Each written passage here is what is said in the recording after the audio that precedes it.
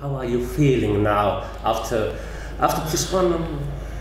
This part of the mission has been accomplished. Yeah, mission accomplished. Yeah. For me, I think it's the best way to describe it is heartwarming, because people didn't quite know what to expect from the game, and we've gotten a lot of emails and a lot of messages, and people seem just really happy and kind of surprised by what we did, and that just makes us feel great. And for me, it's kind of a return home. This is the game that was in my imagination 35 years ago when I was moving little bits of cardboard around the table. And it's just amazing that our team has brought that to life in this level of fidelity. And I think of all the Battletech games we've done, and MechWarrior, I mean, this is like the 21st video game in the franchise. And I think it is the best in terms of immersion into the world of Battletech. You really get a sense of the place and the people and the politics and the economics. Why people use these giant battle mechs. Yeah. So that's the thing I'm proudest of too. Yeah, and I just could not be more proud of the team's accomplishments in this thing. Well, the big thing is prototyping and iteration. So we did, I think, 7 prototypes of combat until we got the one that felt like Battletech, but sort of in a modern era. And I think that to me is the most interesting component. Our lead design, Akiva, was really fundamental in this in terms of finding a way to introduce modern mechanics to recreate the feel of the original game, but with a play pattern that is, faster, more modern than a 35-year-old board game. But yet, to all of us who played that game, this feels like that game. But it isn't. It's actually a new version, right, of that game.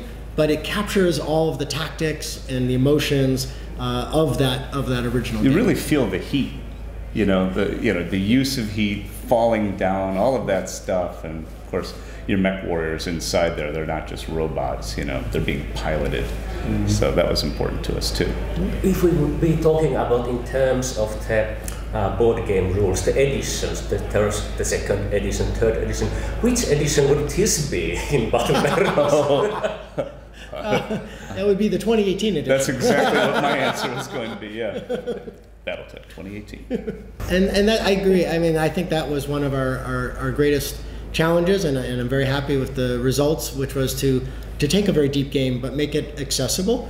It is really deep, right? I mean, you've got all the kind of normal tactical considerations of cover and flanking and these kind of things, but then there are some things that are very unique about battle mechs, such as heat, like Mitch mentioned, and stability for getting them to fall down and then being able to target, and some things like evasion, which was a way that we were able to really emphasize the defensibility of the smaller mechs, right? So there is, as you say, it's very deep, even on the tactical level, and then you step up to the metagame, and all of a sudden, every hit you took, every wound that you took for your mech warriors now has impact on your mercenary company. Yeah.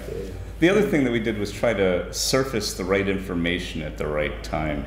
So it's like, okay, I know I have line of sight, and then I can drill into that even deeper. It's like, okay, what's my chance to hit? Why is my chance to hit like that? But you don't have to do all that if you don't want to, and that was important. It's just, it's not a fiddly game. It's a game you can fiddle with. Why did the clan show up? Why, Jordan? Why did the clan show up? Well, the original kind of inspiration for Battletech was the Roman successor states, right? The idea that after, which were, the height of Rome equates to our Star League, and after the killing of Julius Caesar, you had the kind of fracturing, this beginning of this long, hundreds of years long fracturing of the Roman Empire, and it started to really consume itself, right, as they battled with each other. And the end of that story is the Huns, right? Who come in and sack Rome and sack, and so I knew that there had to be our equivalent of that kind of warrior race, right? That's very different than the Romans who were there, and so the clans became that for us, right? That's all the kind of fictional side. On the technology side, their Omnimechs, actually, the concept of the Omnimechs developed as a necessity to when we were doing the Battletech Center, because we had developed the very first 3D multiplayer games that were available to the public at the Battletech Center, and it was a very giant cheat in terms of how we accomplished it through these pre-rendered sprites, because you couldn't do 3D, real 3D in that time. So we did these pre-rendered sprites at multiple rotations and then scaled them to create the 3D world. But we had a limited memory. So I had to be able to figure out how we could take a small number of components and make a large number of mechs. And so that's where the Omni-Mech concept came from, and then that became part of the clan's idea. They merged together. This is a classic form follows function sort of scenario. Yeah. What do we need? Okay, how do we sell that?